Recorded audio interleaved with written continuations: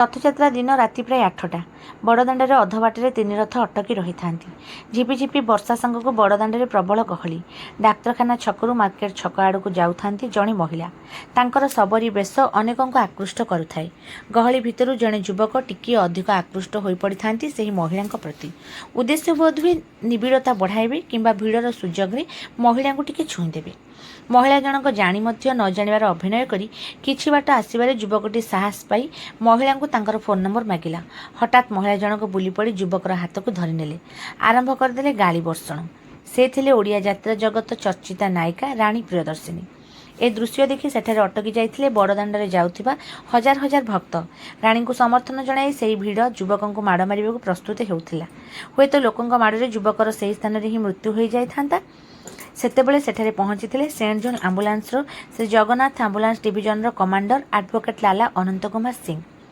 रथयात्रा सेवा ड्यूटी थिबा लालांक साहस और आम्बुलांस खाकी ड्रेस काम देला। नरमी जाइथिले राणी और युवकटी माड़ भୟରେ तांक पाद तले भूल मागिबा परे जीवन बंचाई चली जाइथिला। एही विषय एबे सोशल मीडिया एवं विभिन्न चैनल रे खूब भाइराल होइछि। पूरा भिड़ अछि तोरा पेला है क्या ये तो बोलो और किछ कर ना दे केते बले फॉलो कर दिबे केते बले मते पेल दिबे मोबाइल में दियो आई कर से लोक माने पेल कर दे मते कोन को दे कोई बुझ काई में पेला थला बड़ी समान नारी को सम्मान देबा तोर कर्तव्य ना काई सम्मान देलनी के कोई ना मु काली को जे बड़दाण्डे मो मिछ मुटे सबरी बेस राजी मिछ कहबी अरे केते बली तमे फोन कर 15-20 मिनिट रे मते जीवन रे केबे भगवान सामने